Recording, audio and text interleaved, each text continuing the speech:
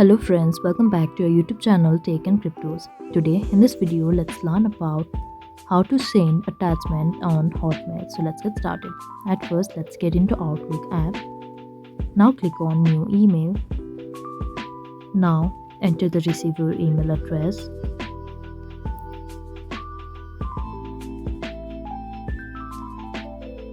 Now enter the subject. And here we can see this attachment icon over here. Simply tap on this and click on choose from files. And to select from device, click on device. Choose the file you want to send and simply click on send icon in the top right. So it's sent.